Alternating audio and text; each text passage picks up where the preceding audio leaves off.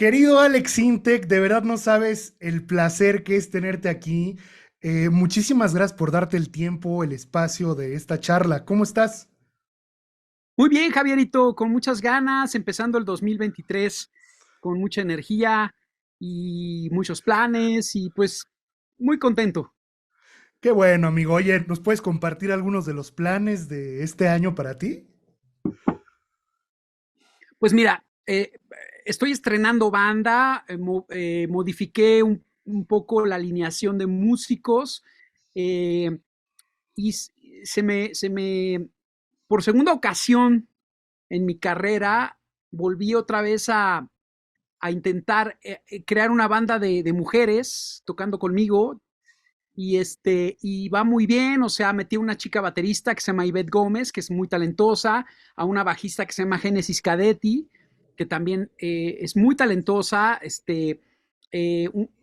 además de Valeria Cox, que es la corista que me ha acompañado en las últimas giras, adicioné a Adriana Cauduro, que es una cantante de música indie, que está empezando a ser un artista emergente interesante, importante en su medio. Eh, y regresó a mi banda un viejo aliado que se llama Fernando Laura, es un tecladista, músico, instrumentista genial, argentino. Eh, Javier Calderón en la guitarra, que él me acompañó en gran parte de lo que fue finales de los 90 hasta mediados de los 2000, un gran productor. Eh, Metí muchas más canciones, por lo regular mi show duraba 1 hora 40 en mi concierto, ahora está durando 2 horas y cacho, 2 horas 10, 2 horas 15, y añadí muchísimas canciones que hace mucho que no tocaba. Entonces, está emocionante. Ahorita, así el próximo gran concierto que tengo es en febrero en el Show Center de Monterrey, con venta de boletos y todo esto, porque curiosamente los shows que más se me dan últimamente son shows privados que me contratan empresas o fiestas particulares o cosas así. Eh,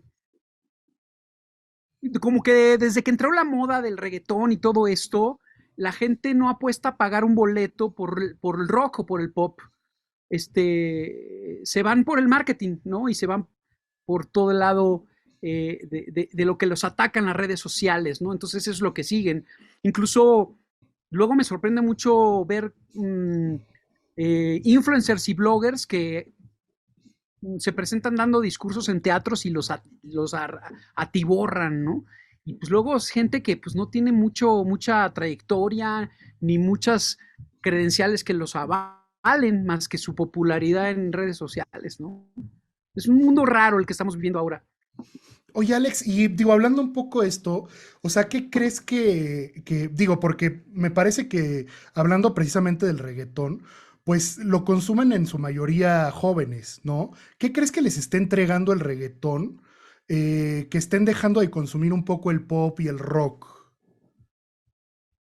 Mira, mi opinión sobre la moda y lo que está pasando hoy día con la música, no quiero decir y no quiero a, de ninguna manera aplastar el gran talento que tienen muchos de las nuevas generaciones, porque hoy día yo tengo un listado bien grande que se llama Gigantes de Alex Inte, que lo pueden buscar en Spotify, donde recomiendo artistas latinos, mexicanos, venezolanos, colombianos, chilenos, muy jovencillos, muchos de 19, 20 años, haciendo una música maravillosa. Pero por desgracia, estos artistas son poco apreciados, no tienen muchos streamings y no tienen muchos followers. Eh, las redes sociales cambiaron las reglas del juego, y no precisamente para bien desde mi punto de vista, eh, porque eh, es, tan, es, es tan poco apreciable el talento de una persona a través de videitos de 10 segundos o 5 segundos que se ha vuelto muy efímero el consumo de la música, ¿no? Y yo creo que desde unos años para acá, los artistas que no dudo en el género urbano hayan nacido genuinamente con una idea creativa muy genuina, muy original, no sean, o sea, desde mi punto de vista, no son los más exitosos o los que más éxito popular tienen, sino aquellos que da la impresión que se dieron cuenta de que lo efímero está arrasando con la popularidad en el público actual. Entonces, yo creo que hoy día mucho de lo que te potencializa a ser un artista exitoso tiene más que ver con tus estrategias sociales que con tu talento musical o el amor que le tengas a la música, porque muchas veces me he topado con muchos de estos artistas súper exitosos de esta época y les pregunto si saben quién es Sting o Peter Gabriel, o si saben, y no tienen ni idea de quién les estoy hablando. Bueno, Bob Marley, o sea, te sorprenderías que hay algunos que no saben ni quién es Rod Stewart, por ejemplo, ¿no? Eh, eh, y, y, y yo no viví en la época de Bach y de Mozart y de Tchaikovsky, pero sé quiénes son. O sea, porque amo la música, ¿sabes? Entonces, es un mundo raro el que estamos viviendo ahora porque realmente los valores están un poco distorsionados, ¿no? Yo no me quiero meter más he sido muy manoseado y muy malinterpretado por la prensa siniestra que vende nota roja con todo el tema del reggaetón, ¿no? Yo siempre he hablado no como artista, porque mi gusto musical personal me lo guardo para mí y para los fans que me siguen, pero sí como papá, como ciudadano, ¿no? O sea,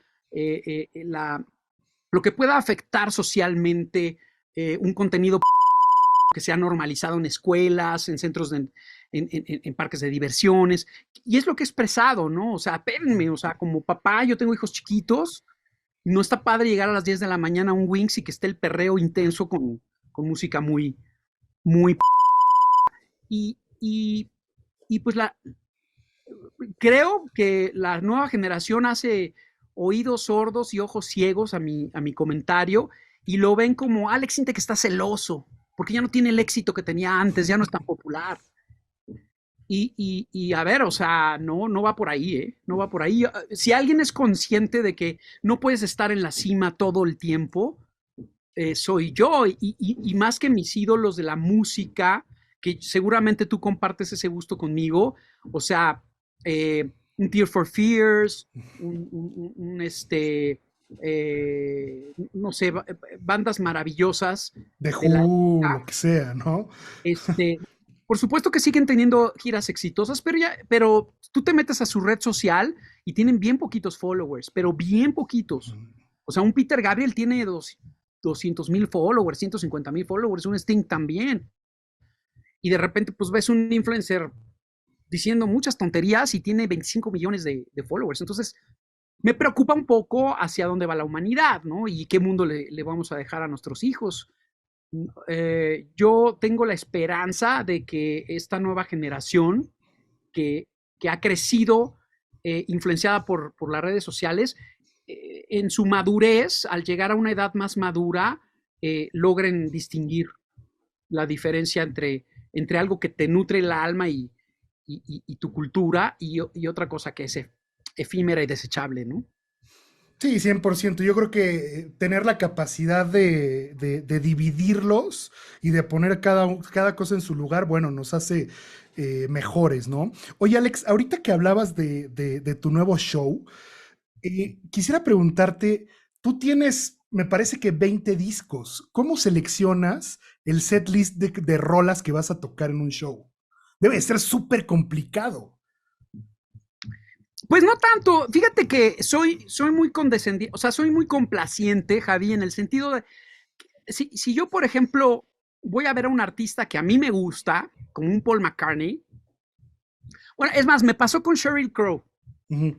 Yo fui a ver a Sheryl Crow en una ocasión en un concierto y tocó puras rolas desconocidas, o sea, como su playlist favorito de ella en lo personal. Y estaban buenas las rolas, estaban interesantes, pero uno como público estabas esperando oír las rolas Ujú. más populares de ella. Y al final tocó mi rola favorita que es All I wanna do is have Ujú. some fun. Y la tocó en una versión siniestra, así oscura, le cambió la armonía menor, le dio una transformación y era como otra canción, ¿no?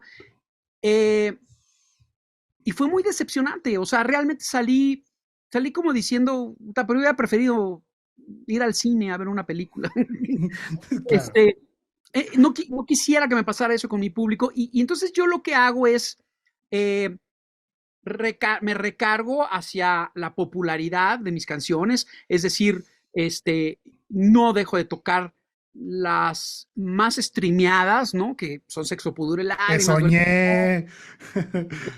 Tú Necesitas, Corazones Invencibles.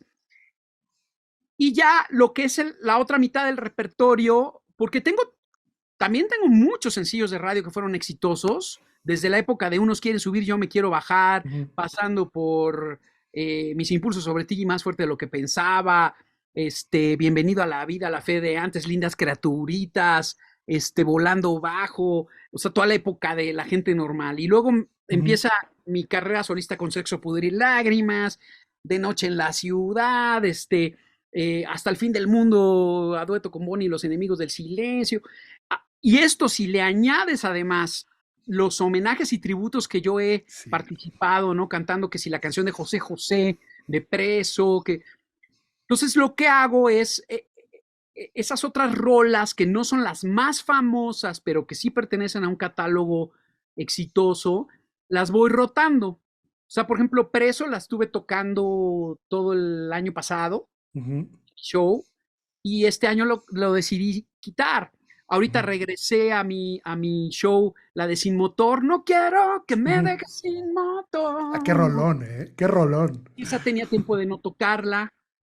Regresé la de Llevo tu amor por más de 1000 años. Años. Ajá. Y aunque pasa el tiempo, más te voy queriendo. Y así, ¿no? O sea, pero sí hay unas de cajón que no puedo quitar, ¿no? Como Duele Sí, el amor.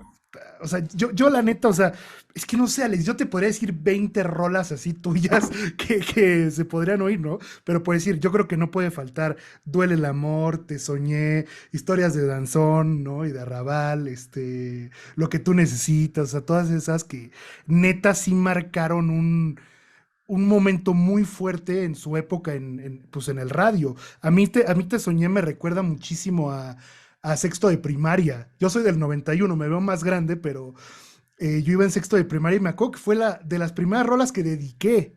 Es un rolonononón. Qué buena onda, Javi. ¿Qué edad tienes? Ahorita 31, Alex. Qué treinta y bien. uno añotes.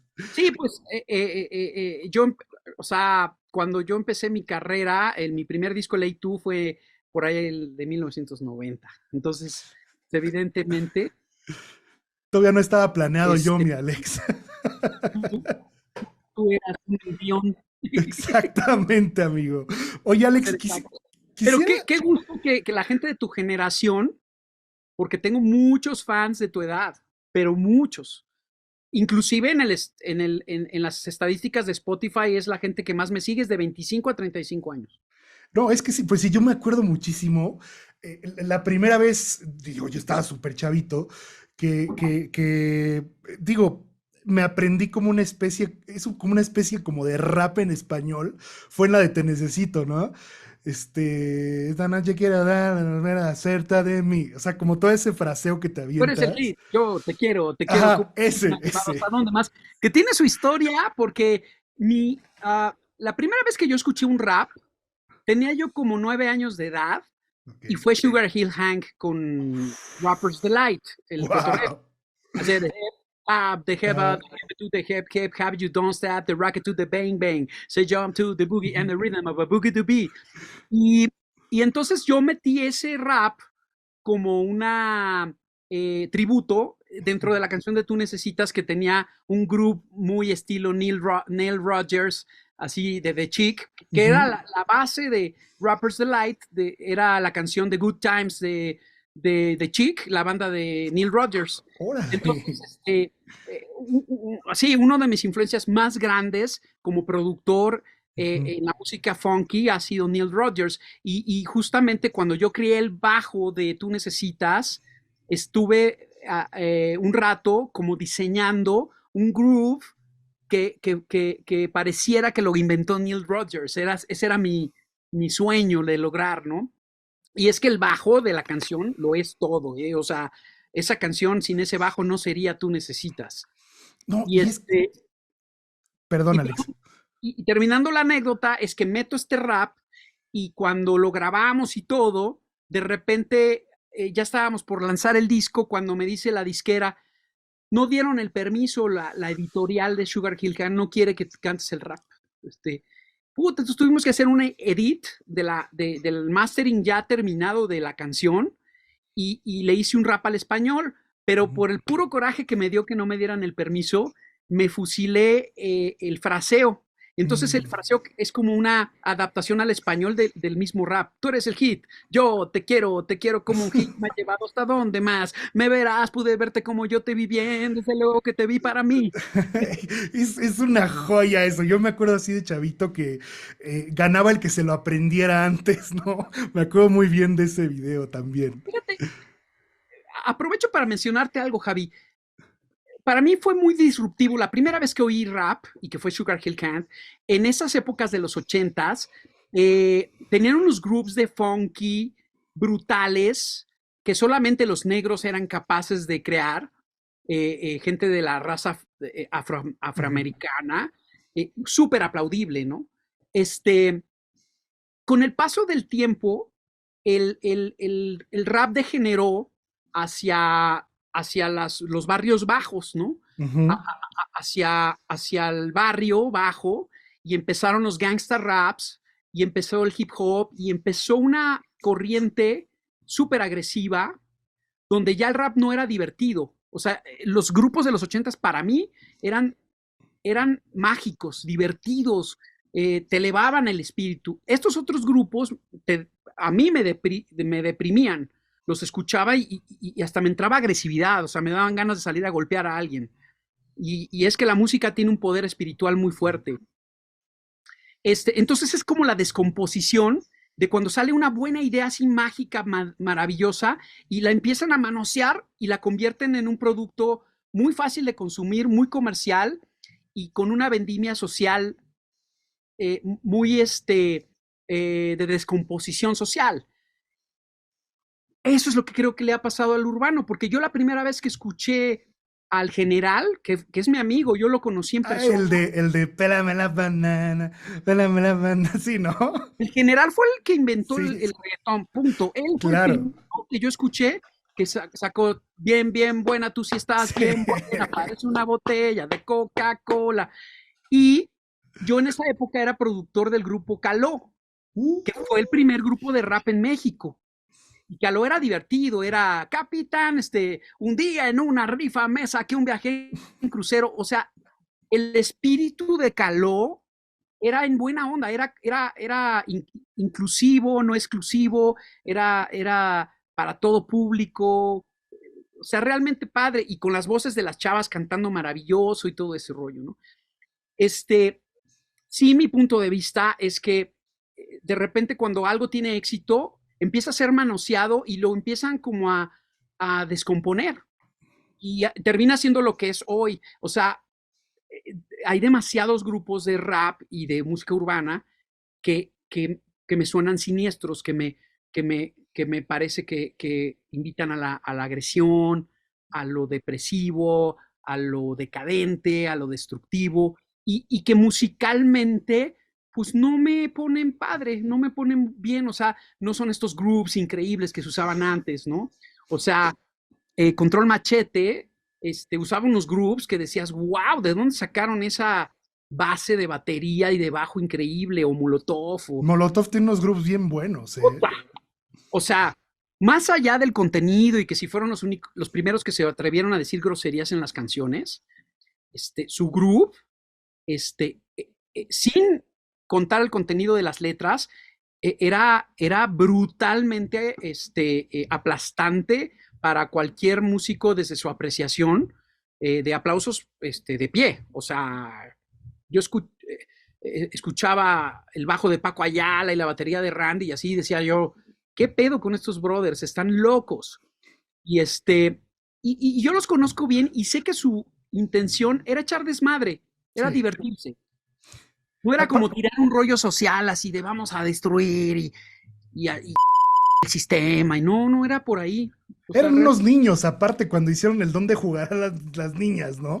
Algo que yo creo que es muy bueno de Molotov, mi querido Alex, es, o sea, la manera de resonar el bajo es que generalmente tocan con dos bajos. Entonces suena ¡pum! Monstruoso. sí, y fíjate, siempre que discuto este tema del contenido de hoy día, me sacan con Molotov. Ah, pues Molotov también tenía groserías y faltaba el respeto. Y digo, sí, pero Molotov se oía a las 10 de la noche para arriba, o sea, se oía en el antro. Yo no veía que en las escuelas primarias estuvieran tocando Molotov. Estaba prohibido, estaba regulado, de hecho. Era El como el gran, Golden, ¿no? sí, y el gran problema que tenemos ahora es que no, ahora no está regulado nada y ahora está normalizado que tú digas una bola de barbaridades a las 10 de la mañana en un restaurante. Oye, Alex, quisiera hacerte la pregunta medular de este espacio. Sé que va a ser compleja quizás para ti, pero para Alex Intec, ¿qué es la música? Fíjate que yo no estudié música, yo nunca pisé un aula, no porque no quisiera, sino porque en mis épocas no existía una enseñanza contemporánea en México, las escuelas eran muy arcaicas y muy de enseñanza clásica. Para que tú pudieras estudiar cosas contemporáneas y de vanguardia, tenías que ser un niño rico, que tus papás te pagaran Berkeley o EMI y te fueras a Estados Unidos a estudiar. Entonces, no fue mi caso. Yo vengo de una familia de extracto social bajo. Mi papá era un empleado de gobierno, vivíamos en un departamento de interés social. No crecí con instrumentos, por eso era el sin teclados, porque los pedía prestados. ¿No? No tenía mucha facilidad. Entonces mi escuela fue el trabajo de campo, o sea, yo fui autodidacta, empecé a sacar acordes al piano, a la guitarra de manera intuitiva y después entré a trabajar en un estudio de grabación donde recuerdo que metieron una computadora que era de las primeras, era una Apple II, ni siquiera existía la La máquina. G o la G, ¿no? No, O sea, de hecho yo empecé con un Atari, una computadora Atari. ajá.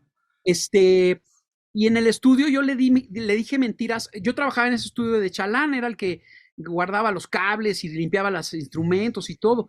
Y le mentí al dueño del estudio y le dije que yo sabía programar computadora y era mentira, yo no sabía. Entonces me dijo, tú vas a ser el programador del estudio, ahí está la computadora.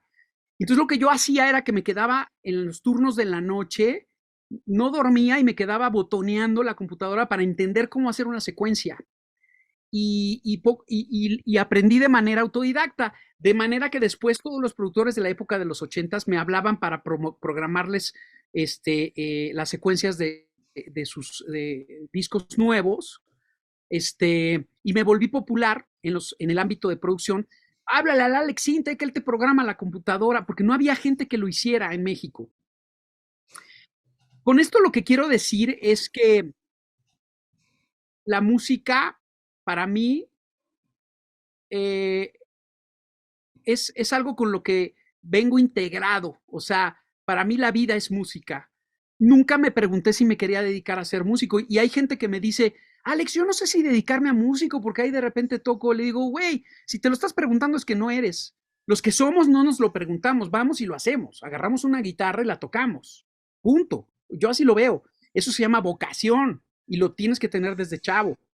Ahora, conforme vas madurando, la música pasa de ser diversión a ser una religión. O sea, es tu manera de comunicarte con una fuerza suprema. O sea, yo sí considero, yo no soy religioso, pero soy muy espiritual.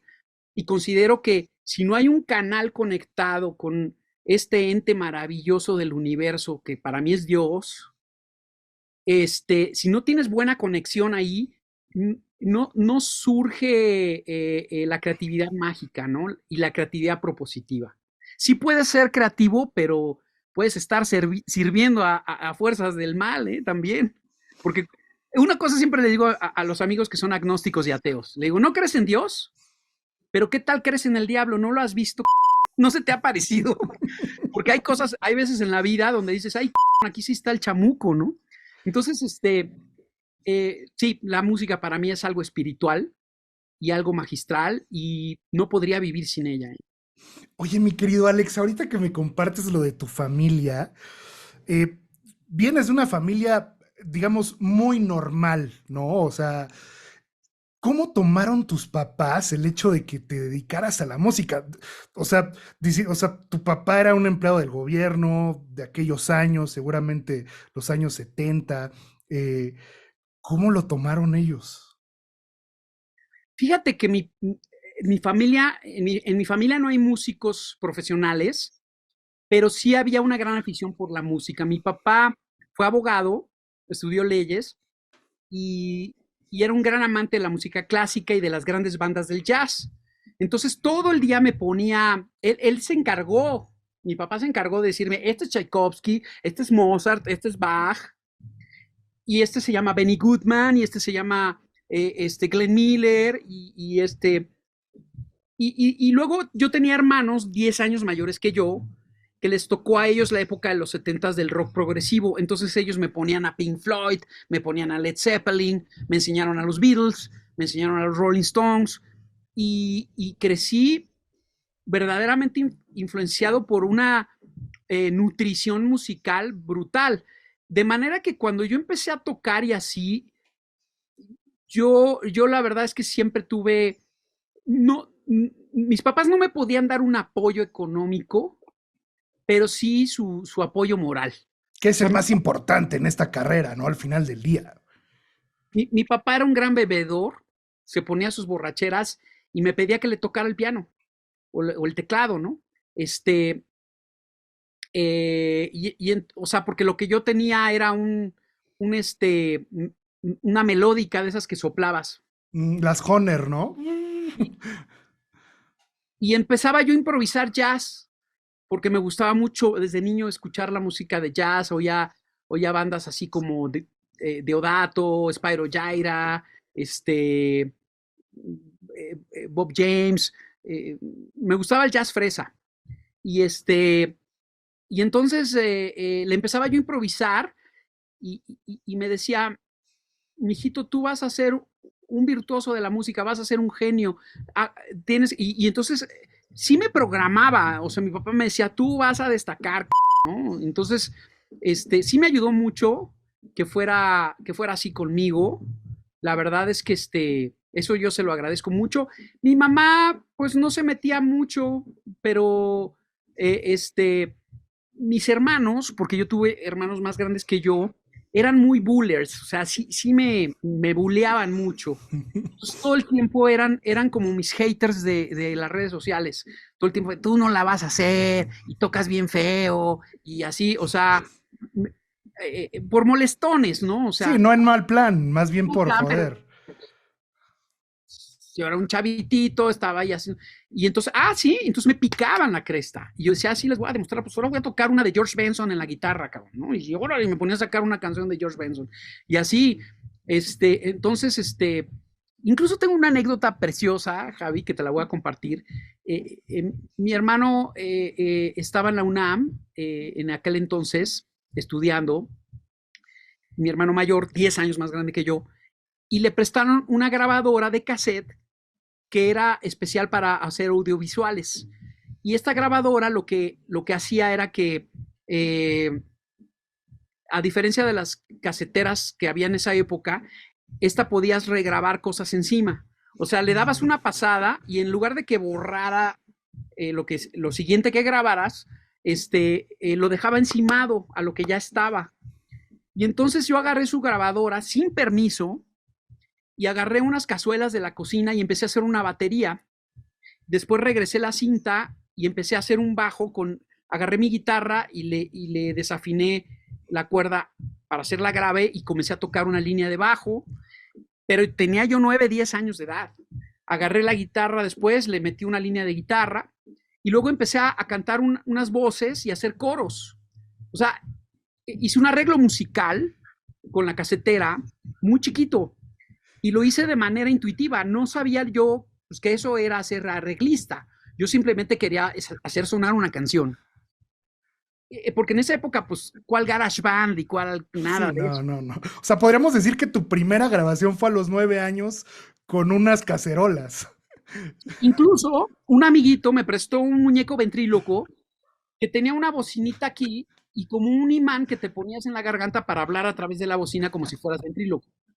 Yo agarré el imán y se lo eché a mi guitarra acústica, una guitarra de paracho que tenía yo, y a la hora de tocarla salía distorsionada por la bocina y entonces era una Órale. guitarra eléctrica. Fue como inventé mi guitarra eléctrica y así le metí unos arreglos de guitarra eléctrica.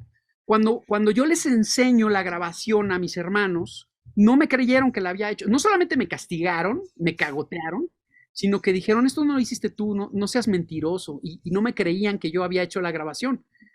Por desgracia, pues con las mudanzas que tuvimos y así, se perdieron los cassettes y esa grabación desapareció. Quién sabe dónde habrá quedado.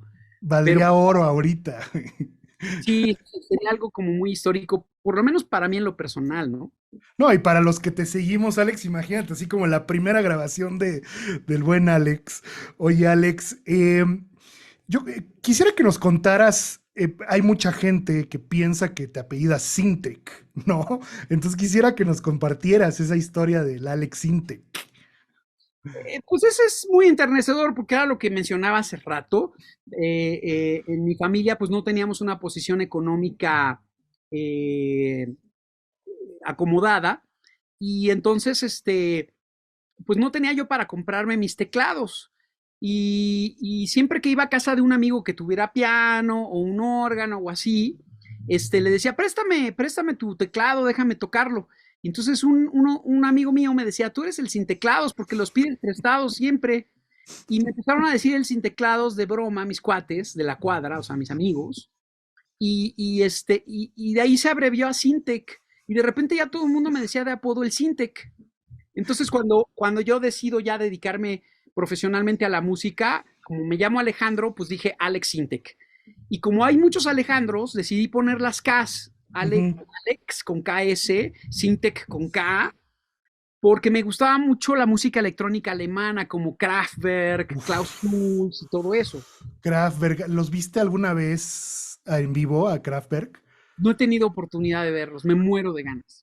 Fíjate que yo los vi, Alex, cuando vino Radiohead, como en 2008, abrió Kraftwerk. Híjole, una cosa impresionante, impresionante. Sí, están locos, o sea, pero sobre todo los conciertos de ellos allá a principios de los ochentas era totalmente extraterrestre. La gente no, era incomprensible. Es que no me imagino en esa época ver a Kraftwerk, o sea, ha de haber sido una Muy adelantados. locura. O- Y o- ellos influenciaron a las bandas electrónicas que le siguieron como Depeche Mode, obviamente. O sí, Erasure, hasta llegar a Daft Punk, ¿no? O sea, 100%. sin duda. Son los abuelos, los papás del pop electrónico. Oye, mi Alex, ¿por qué crees que exista el estigma de que no se puede vivir de la música? Yo creo que más bien hay un prejuicio de que si te dedicas a la música vas a ser una persona que va a vivir en condiciones de pobreza. Y yo creo que el problema del arte en general es que es muy subjetivo. O sea, eh, mucha gente llega a mí y me dice, yo sé cantar, yo sé tocar, pero también hay algo con lo que se nace y es un don de Dios, o sea, o lo traes o no lo traes, ¿no? De repente veo chavitos ahora en las redes sociales, en el Instagram hay por ejemplo, Jacob Collier, que lo ves tocando y todo lo que él hace y dices, ¿qué onda? O sea, este güey trae un alma vieja, tuvo vidas pasadas, no puede ser que nazcas tocando lo que toca él desde muy chiquito, ¿no? Entonces, son gente superdotada, obviamente. Sin embargo, este mundo de la música es caprichoso y es subjetivo, porque de repente ha habido gente que que desde mi punto de vista no tiene una gran vocación de músico, ni siquiera le apasiona la música ni la ama, pero logra un éxito brutal porque le cayó bien al público, porque pues su propuesta enganchó, veto a saber, y de repente hay gente súper talentosa que vive arrinconada por la indiferencia, ¿no? Yo, yo, yo siempre en la Sociedad de Autores y Compositores, donde pertenezco a la comité directivo, siempre les llamo la atención porque hay unos premios que da la sociedad, así como los Grammys y como los Billboard y todo eso, y digo, por favor no premien la popularidad, premien la calidad, porque solemos premiar a lo popular por bueno o malo que sea, simplemente por ser popular, y castigamos muchas veces la calidad con la indiferencia, ¿no? Que eso es un gran drama que tiene esta profesión. Pues no sé, o sea, realmente, en realidad hay muchas vertientes de la música. O sea, yo conozco músicos que hacen música para cine, que les va muy bien, músicos sinfónicos. Tengo amigos también músicos así súper de estudios musicales muy altos que hacen pura música de jingles para comerciales de televisión y les va súper bien. Otros que, por ejemplo, tienen banda de bodas, de grupo versátil de bodas, y no paran de tocar y les va cañón. Hasta un caso como el de Matute, ¿no? Que Matute es una banda de covers que copia canciones que podría ser comparable a una banda de grupo de bodas, y sin embargo llenan estadios ya los canijos, les fue muy bien, cosa que es padrísimo, ¿no? Porque eso te demuestra que cualquiera puede tener una oportunidad de hacerla en grande, ¿no? Oye, Alex, digamos que tu vida pública, si lo queremos ver así, empezó con la televisión, ¿no? Tengo entendido que hacías comerciales y luego ya fue la época de chiquilladas, ¿no? Sí, aunque realmente fue una casualidad que yo fuera niño actor. No era mi intención ser actor, más sin embargo, siempre fui un niño muy desinhibido, y todo comenzó porque en la escuela, en la primaria, un compañero mío de escuela me invita a comer a su casa, y su mamá era dueña de una agencia de modelos para comerciales de televisión. Entonces, le dijo a mi mamá, oye, tu hijo está muy simpático, llévalo a los castings de comerciales de televisión. Y entonces yo le dije, mamá, sí, sí, yo que me quiero divertir haciendo comerciales. Y me llevó a los castings y me empezaron a escoger, pero cuando estaba yo bien chavito, de 6 7 años de edad. Órale. Fui nieto de Sara García en los comerciales de Chocolate Abuelita, cuando la señora todavía vivía. No, eso sí es legendario, mi Alex. Legendario, la verdad, o sea, y de repente en uno de esos comerciales que hice, un productor se fijó en mí para hacerme una prueba para el programa de Chiquilladas. Entonces, me acuerdo que hicieron un sketch de comedia que era Toby de la pequeña Lulú, y yo la hice de Toby, y la pequeña Lulú era una niña que se llamaba Uzi Velasco, que era muy famosa en esa época, y así empezó Chiquilladas, pues resultó un fenómeno. O sea, a mí me sorprende que con los 32 años de carrera que tengo musical, y 2 años que nada más estuve en Chiquilladas, todavía la gente de mi generación llega y me dice, Alex, dame tu autógrafo, pero no por Alex Intec, lo quiero por Chiquilladas. Es más, ponle el Chiquilladas. ¿En serio? Y le digo, pues órale, y le pongo el Chiquilladas, ¿no? Al autógrafo. Órale. Lo que pasa es que la penetración que tenía la televisión en ese entonces era brutal, porque no existía el internet, no existía nada de eso. La gente se sentaba, digamos, disciplinadamente y silenciosamente a ver la televisión, así toda la familia, a ver los programas más famosos de la época, como Siempre en Domingo, y El Chavo del Ocho, Chespirito, Chabelo, ¿no? Abelo, y Chiquilladas fue brutalmente famoso. Entonces, yo nada más tuve 2 años en el programa, y sin embargo a la gente no se le olvida mi pasaje por ahí. Ya después, cuando yo salgo del programa, eh, pues me di cuenta que lo que me gustaba era la música. O sea, siempre me gustó la música. Lo que pasa es que para la música, para actuar jugaba a ser actor. Era un Ujú. niño que jugaba prácticamente. En cambio, para la música sí necesité de un desarrollo este, que me llevó a tocar puertas. Yo empecé a los 13 años, pedí chamba en una tienda de órganos que se llamaba Organograma en esa época, y no me pagaban sueldo, sino que el dueño de la tienda me dejaba usar los órganos de manera gratuita a cambio de que yo se los enseñara a los clientes que iban a la tienda. Y ahí es donde empecé a ensayar y a hacer Tus pininos, ¿no? musicales, hasta que después entré a trabajar en un estudio de grabación como asistente.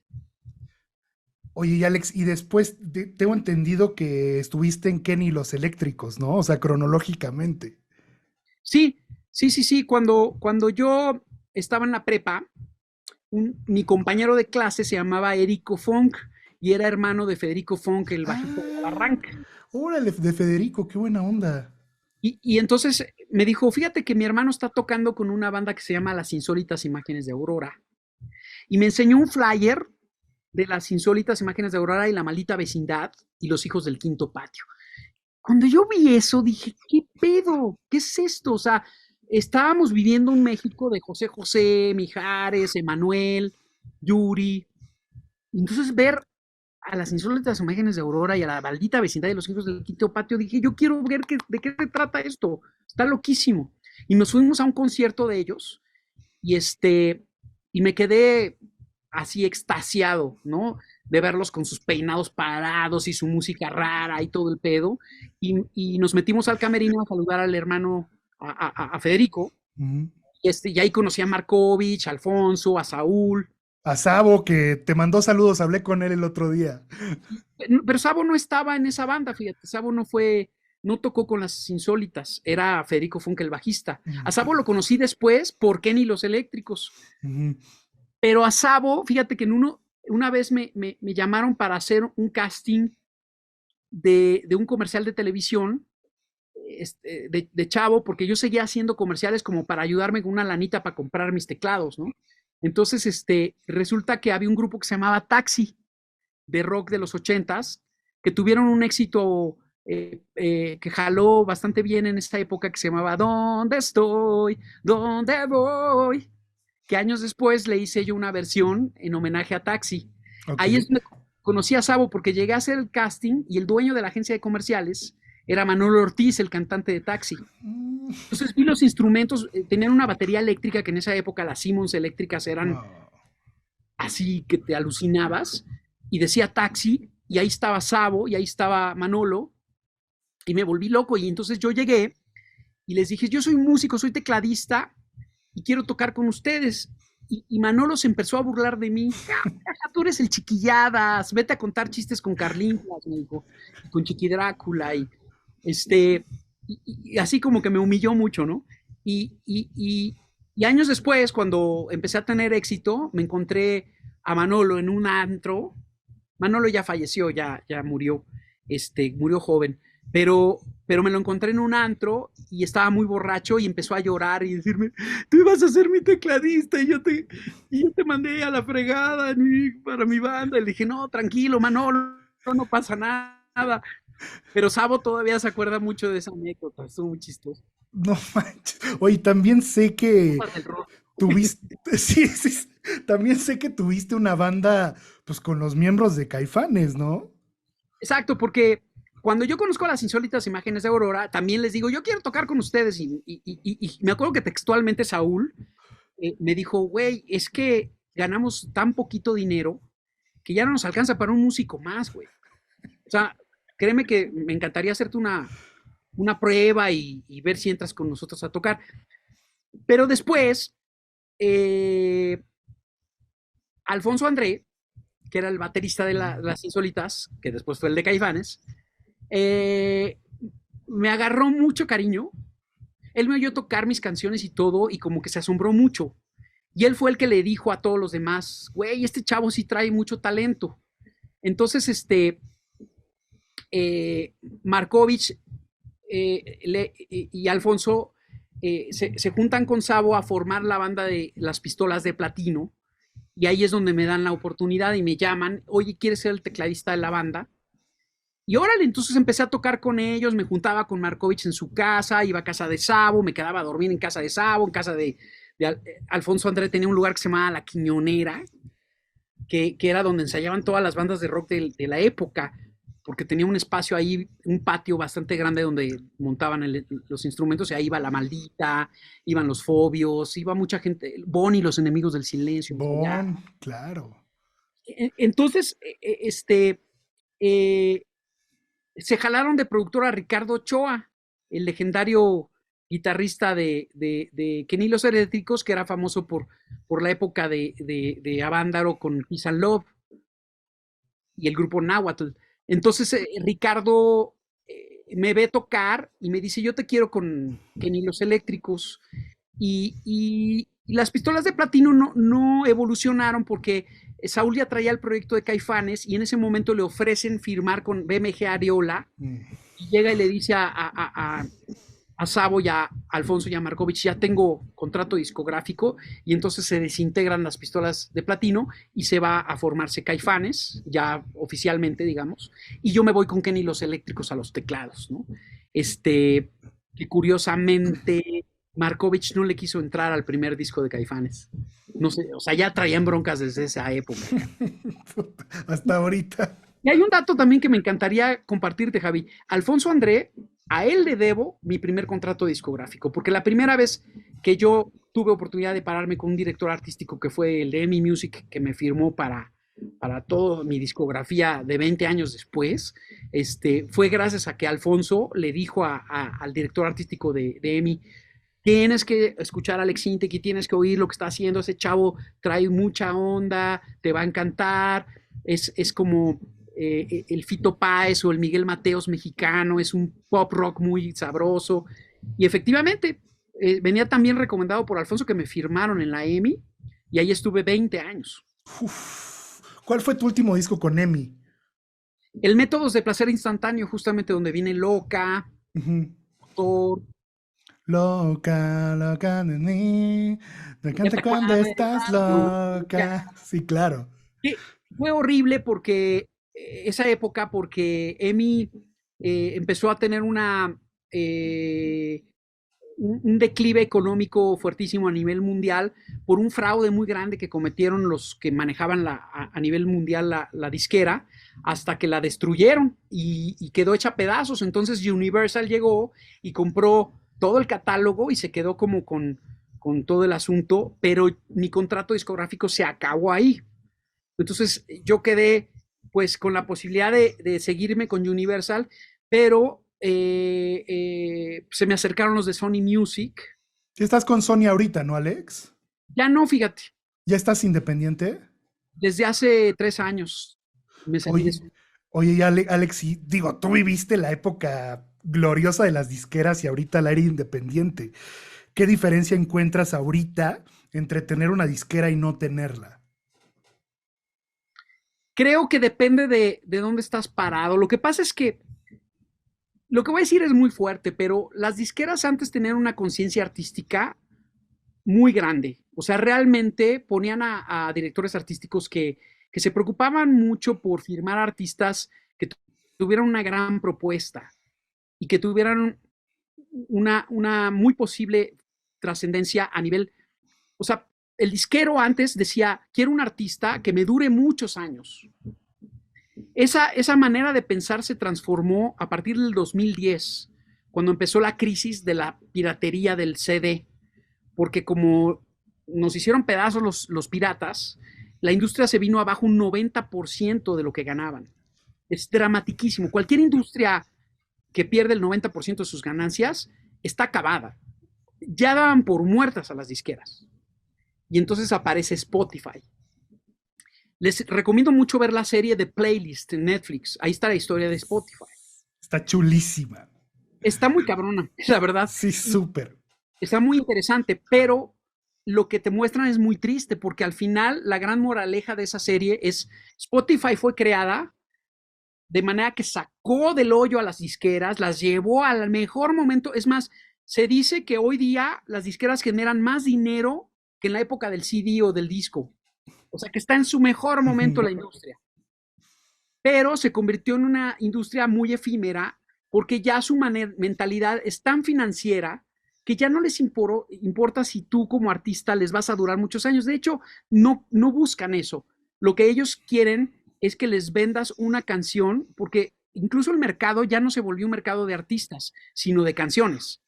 Hay canciones que son más famosas que el artista, hay canciones que todo el mundo conoce y le dice, sí, es a quien la canta.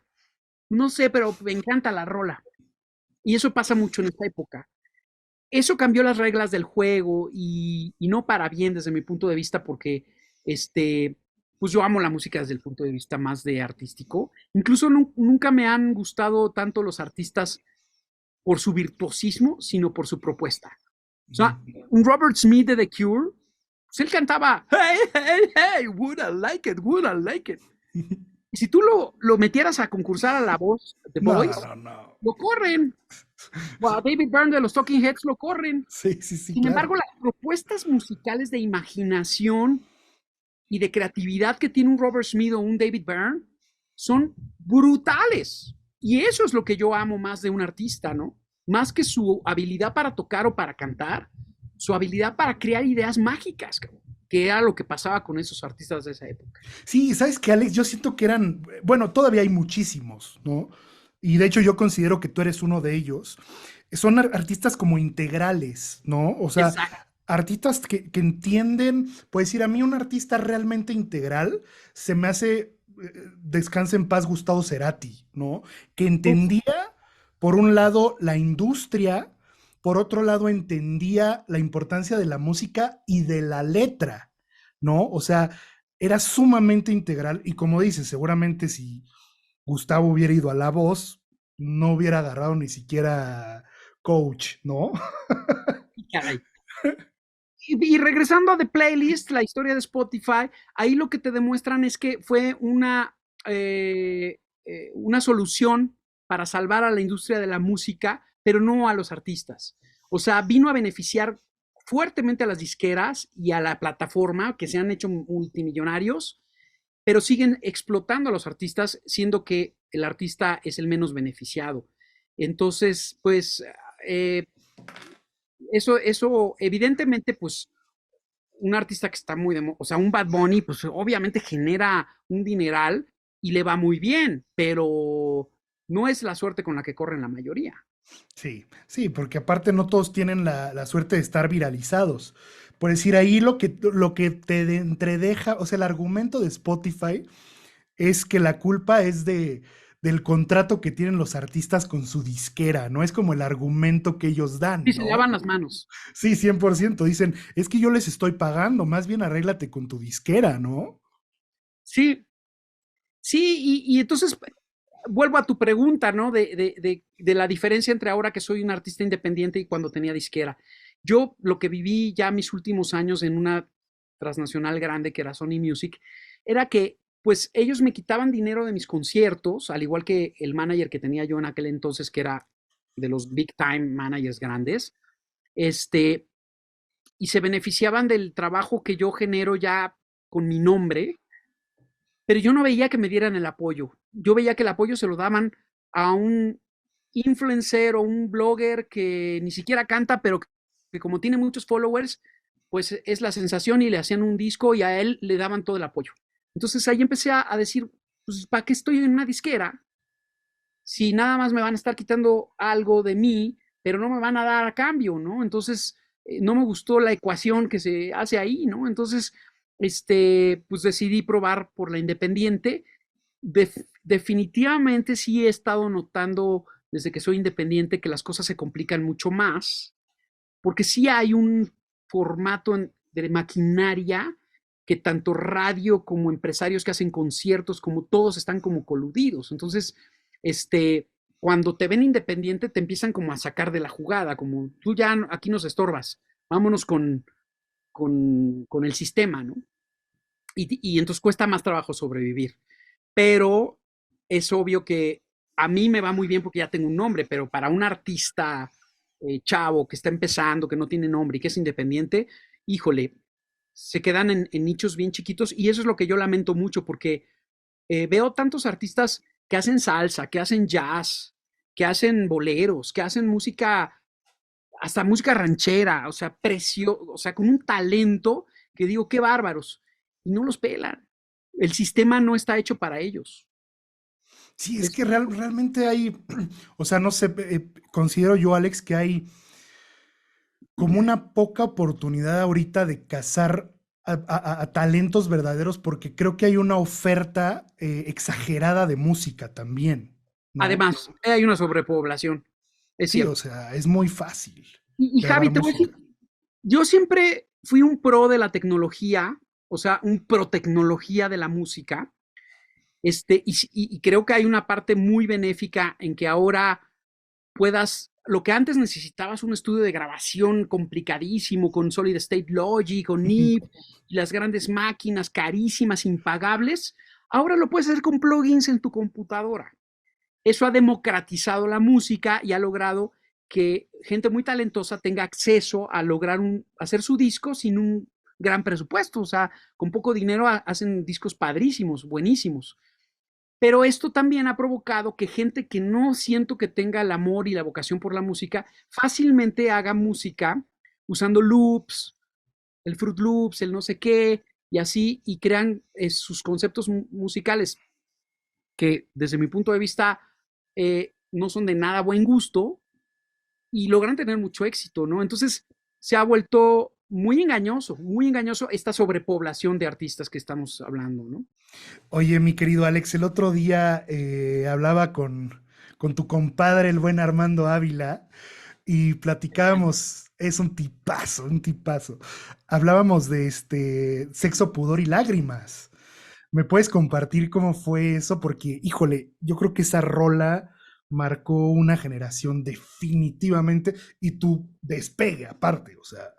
Sí, porque fíjate que yo tuve un momento de mucho éxito con la gente normal en el 93 con el disco de Mis Impulsos sobre ti, Más fuerte de lo que pensaba, El Camino.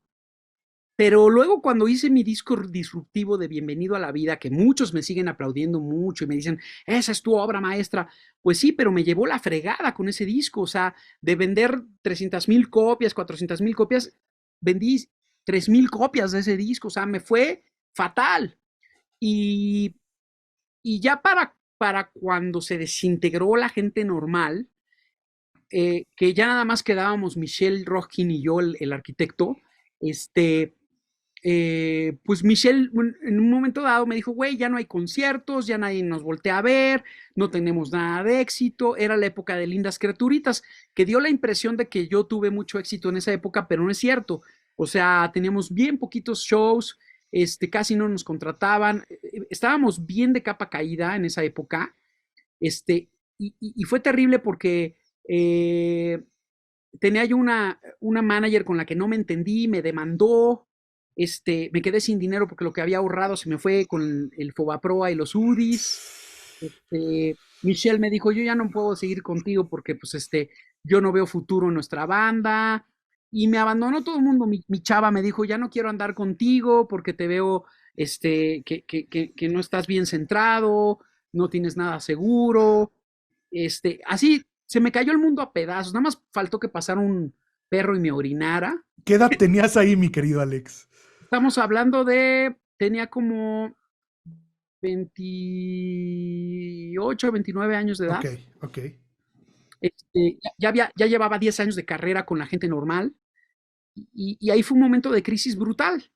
Yo doy conferencias y platico esta historia porque sí es una historia de vida muy importante. O sea, eh, justamente llega a mí este director de teatro que se llama Toño Serrano y me dice, oye, voy a hacer mi ópera prima, voy a agarrar mi obra más exitosa y la voy a hacer película. Y yo escuché tu disco de Bienvenido a la Vida. Sé que no es muy famoso ese disco, pero al oírlo me di cuenta que tú podrías ser un gran scorista de cine, que podrías score para Ujú. películas, podrías hacer. Y me invita a hacer el score de su película. En ese entonces mis problemas económicos eran muy graves y mi hermano, que era mi asesor, me dijo, güey, ¿cómo vas a hacer música de películas?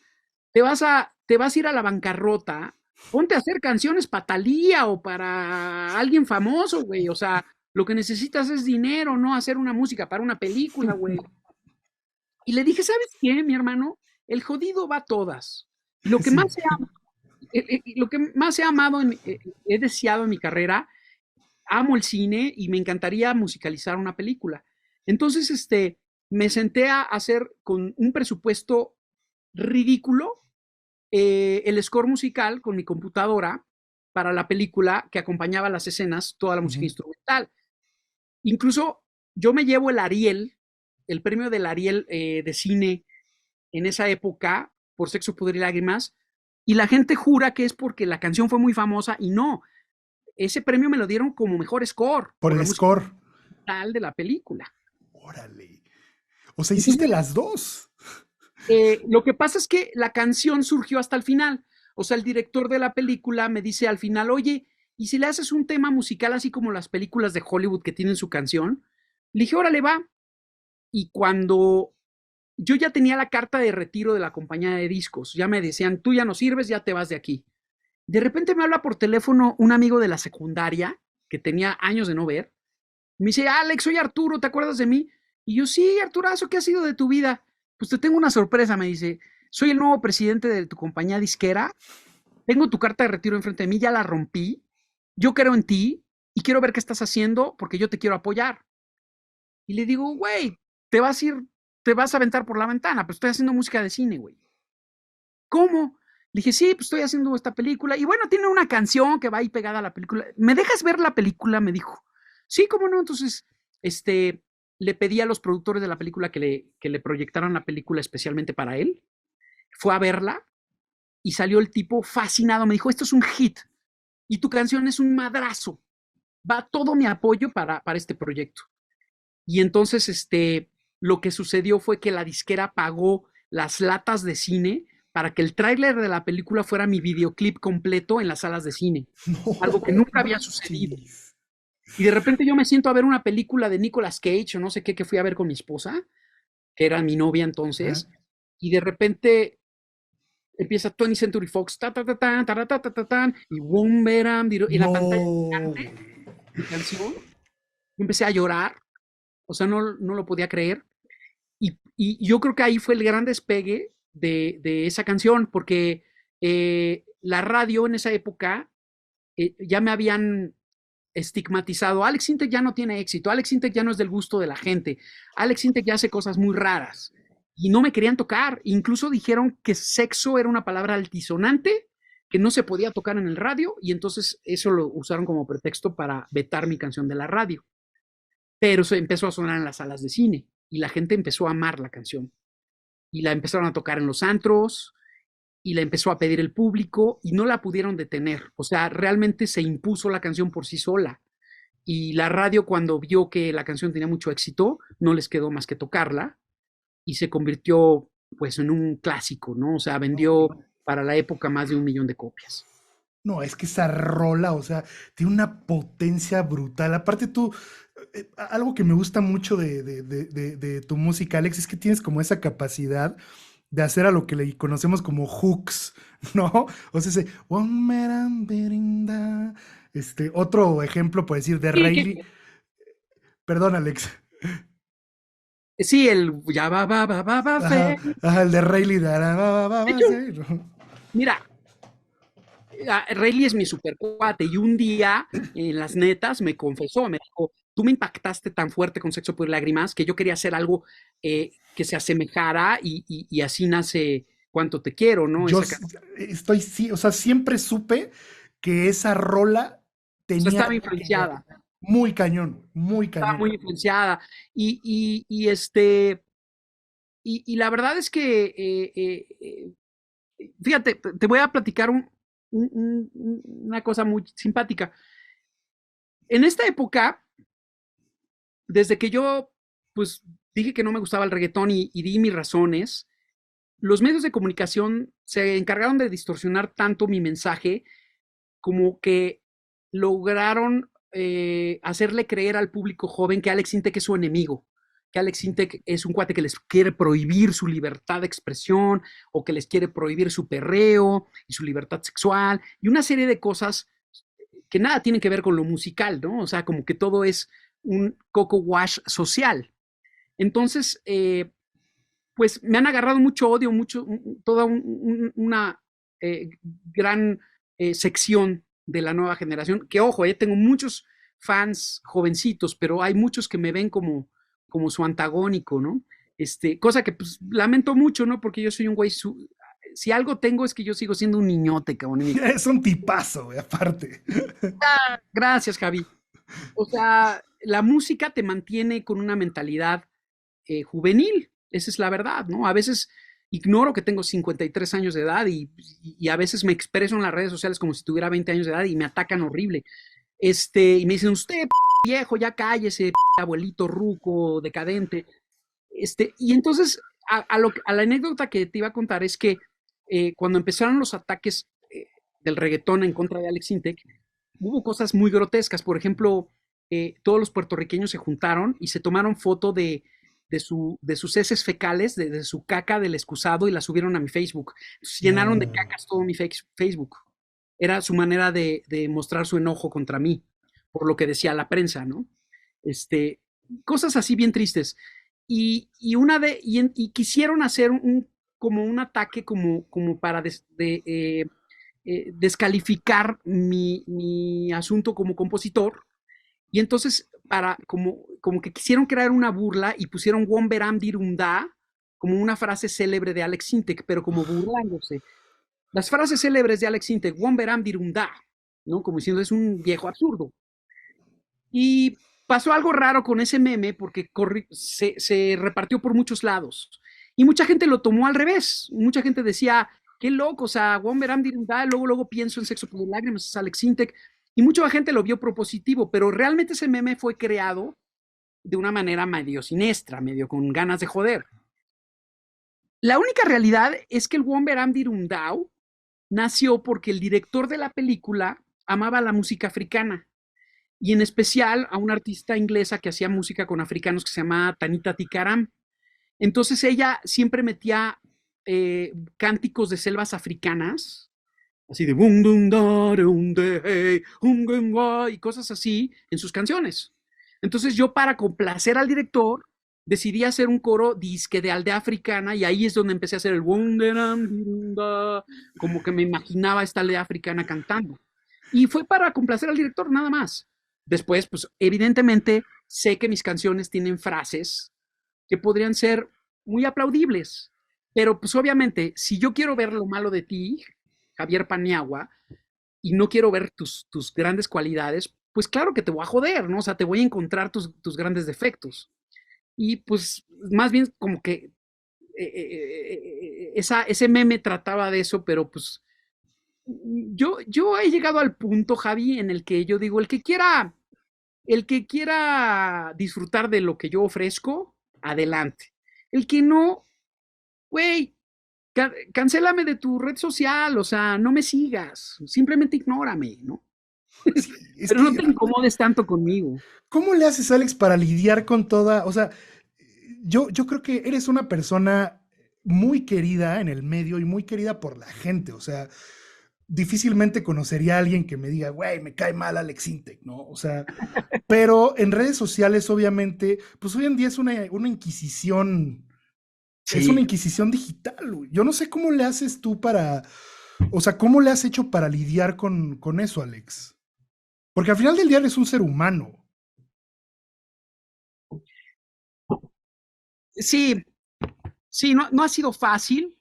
Te confieso que estoy escribiendo mi libro, un libro que pienso sacar como a finales de este año. Y ahí voy a platicar todas mis experiencias como más a profundidad. Pero sí considero que estamos viviendo épocas de mucha confusión, mucha confusión. Creo que las redes sociales provocan mucha ansiedad a la gente, mucha agresividad, porque precisamente no es el mundo real. Uno cree o tu mente llega a creer que eso es el mundo real, que todo el mundo tiene viajes maravillosos, que todo el mundo come en restaurantes maravillosos y que tú eres el único que estás viviendo una vida miserable. Y no es cierto, ¿no? No es cierto. O sea, y claro, también hay una parte muy pues, propositiva de las redes sociales. como por ejemplo cuando el terremoto de México y gracias a las redes se podía ayudar a mucha gente, o cuando secuestran a alguien o se desaparece a alguien, pues empiezas toda una búsqueda a través de redes y se agiliza mucho más ciertas cosas, ¿no? O sea, tienen su parte propositiva, pero la parte negativa es muy siniestra, es muy fuerte y no es fácil, o sea, sobre todo para mi generación, que nosotros no crecimos con un mundo sin internet, sin celular siquiera. O sea, a mí me tocó el nacimiento del celular, ¿no? Por ejemplo. Entonces, en las épocas en las que todavía me acuerdo que para hablar por teléfono con alguien, pues te ibas a la caseta telefónica y sacabas tu veintecito y le hablabas a tu novia y así, y luego te desconectabas y si nadie sabía dónde andabas, pues nadie se preguntaba si te habían atropellado, o sea, simplemente cuando se pudiera, pues te comunicabas y aparecías, ¿no? Hoy día estás vigilado todo el tiempo, ¿no? Entonces, eso crea mucha ansiedad, yo creo. Es complicada esa parte de la tecnología desde mi punto de vista. Una vez vi un reportaje de Peter Gabriel, perdón, de Phil Collins. Ujú.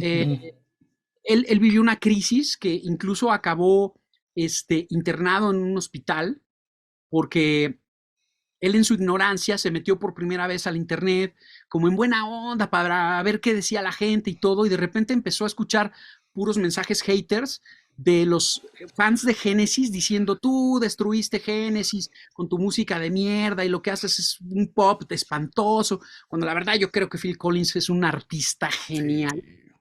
pero él se compró esa idea. Vi un reportaje muy dramático en Rolling Stone que decía I hate to be Phil Collins, se llamaba el reportaje.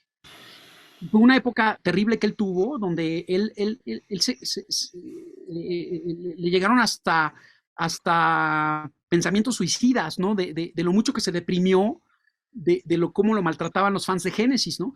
Y porque se dejó engañar, como decir, puta, pues toda la gente cree que yo soy una caca, ¿no? Casi, casi. Cuando la verdad es que no es así. O sea, somos millones y millones de gentes los que amamos y admiramos a Phil Collins. Entonces, afortunadamente salió de ese bache y luego pues sí, su salud física decayó mucho, ¿no? Pero ahí sigue dando conciertos, aunque sea sentadito y todo. Es una joya, Phil. Lo Oye, amo. Alex, ya vamos con las últimas preguntas. Eh, ¿cuál ha sido tu peor show, Alex? Que digas, puta, me acuerdo de donde me aventaron algo. No sé, el peor. Pues, híjole, así como que te diga yo que el peor, este, no, no tengo un recuerdo, o sea, he sido un tipo muy suertudo porque siempre me ha aliado a gente muy capacitada, ¿no? O sea, los ingenieros de grabación que han trabajado conmigo se han convertido en gente muy destacada en el ámbito. Y y son de esos resuelve problemas. Entonces, sí, te podría decir que he llegado a tener shows donde de repente algo sale mal, se descompone un micrófono o la secuencia empieza a fallar, o sea, pero ahí es la gran ventaja de que, por ejemplo, pues vengo con muy buenos músicos y entonces se nos va una secuencia y no hay bronca, o sea, podemos llenar la rola y tocarla y vamos y va a sonar. Más minimalista, pero suena la rola, ¿no? Me ha pasado, por ejemplo, en shows que empieza a fallar todo. Y hubo un show donde se fue el sonido y entonces me fui hasta adelante y empecé a cantar a capela, así con mi voz, para que me escucharan los de las primeras filas y se volvió loca la gente, ¿no? Pero son los recursos que puedes usar, pues cuando tienes la habilidad y el colmillo, ¿no? Y también, pues, el kilometraje de años de Sí, estar. no, pues es que desde hace cuántos años, mi Alex. Oye, Te podría Alex, decir, me acabo de acordar de un concierto desastroso. Mi primer concierto con la gente normal, le abrimos al grupo Bla Bla Bla a principios de los noventas en el Teatro Ferrocarrilero.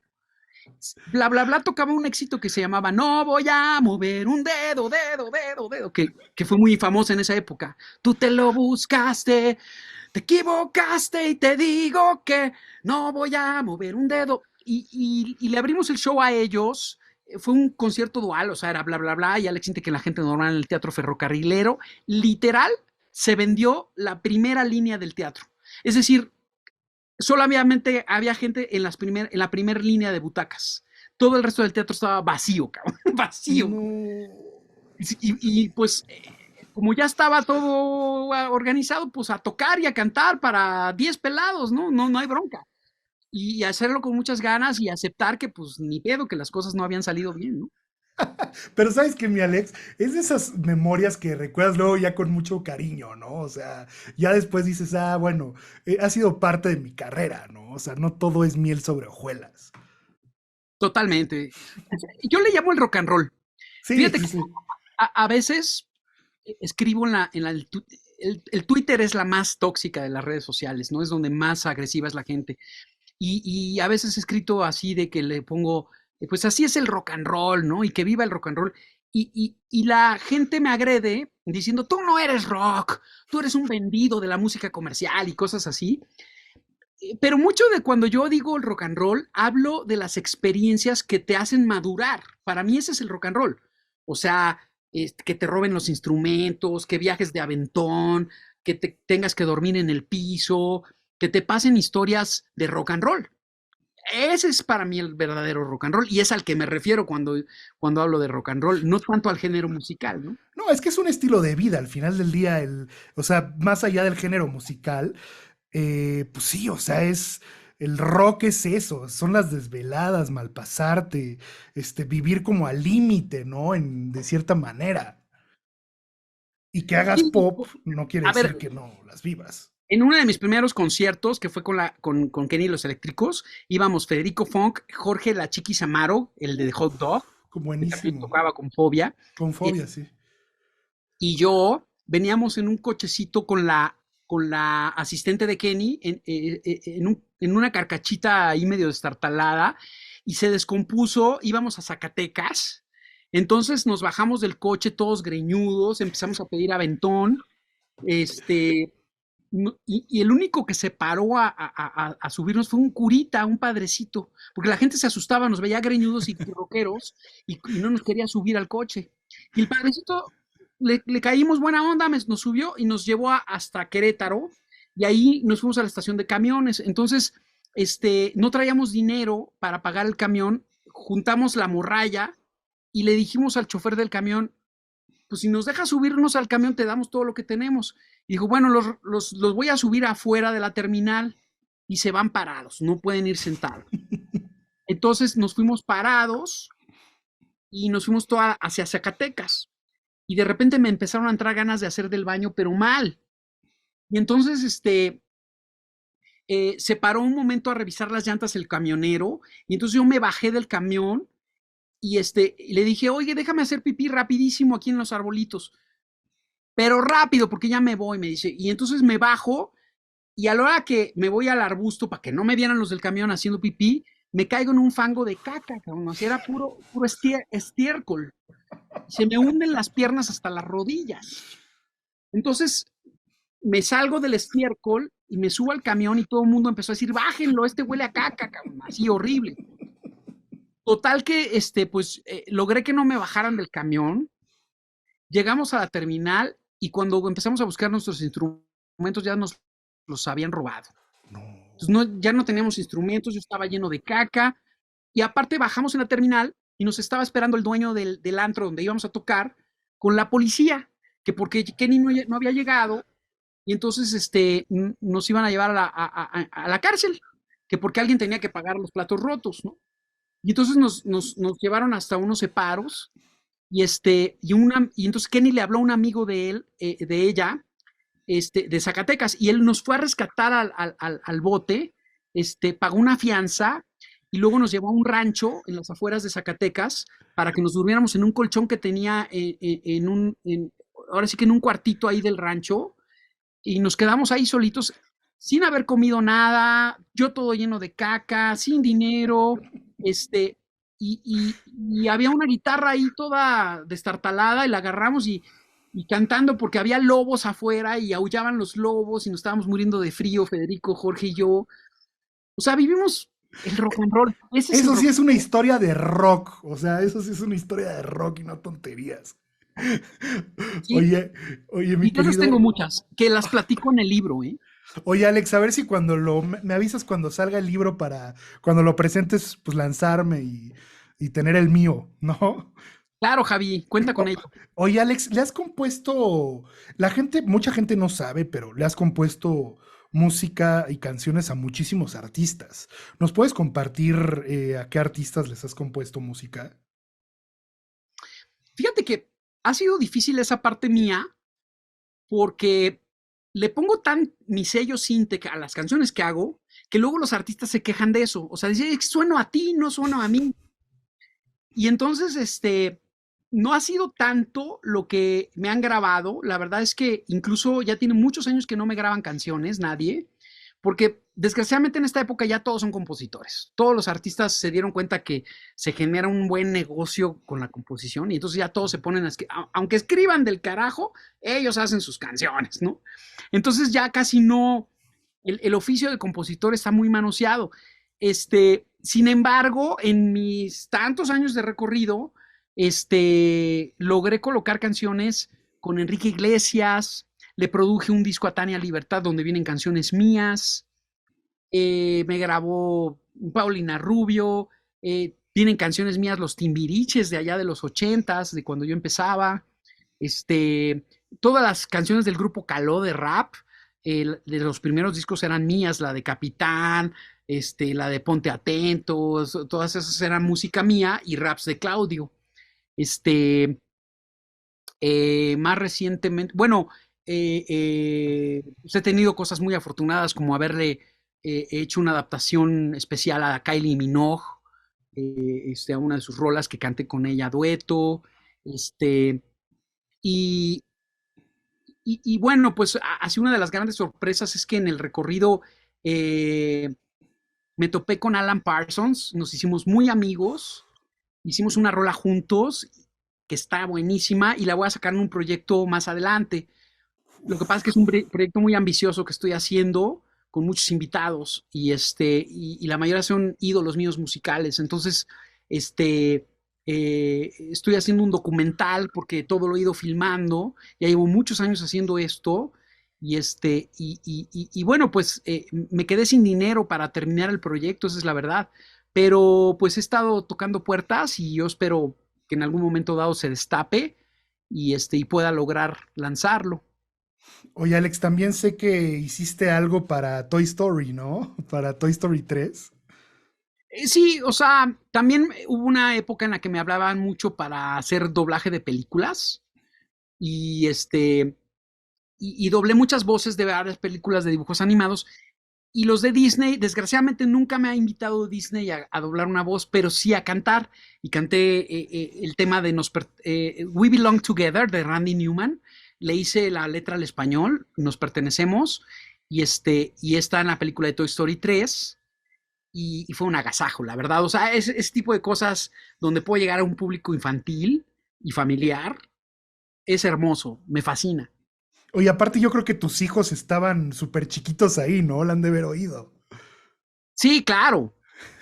Y mis hijos a la fecha, o sea, se emocionan mucho de oír que su papá hizo la voz de Ramón en Los Trolls o de Rodney Ojalata en Robots o Vector en mi villano favorito, el enemigo de Gru, ¿no? Qué maravilla, Alex. Pues mi queridísimo Alex, de verdad ha sido un agasajo esta plática. No sabes cómo agradezco tu tiempo. Te auguro lo mejor para este año, para los proyectos que vengan. Y ya sabes que este espacio es tu casa, mi querido Alex. Gracias, querido Javi. Ha sido un placer. Me ha abierto mucho contigo en esta entrevista y pues ojalá que no saquen extractos de la entrevista para distorsionar mis palabras como lo hace la prensa todo el tiempo para crear guerras y discrepancias en redes sociales, pero pues si sucede, te juro que ya me vale sorbete, porque ya estoy más allá del bien y el mal. Ya creo que ya con los años que llevo de carrera, si quieren decir que soy narcosatánico, ya me vale madre lo que digan de mí. Ya estás blindado, Alex. Seguramente vamos a hacer clips de ciertos momentos puntuales, pero nunca sacando de contexto nada, mi querido Alex. Te lo Eh, agradezco mucho. Te abrazo con mucho cariño, Alex. Igualmente, Javi.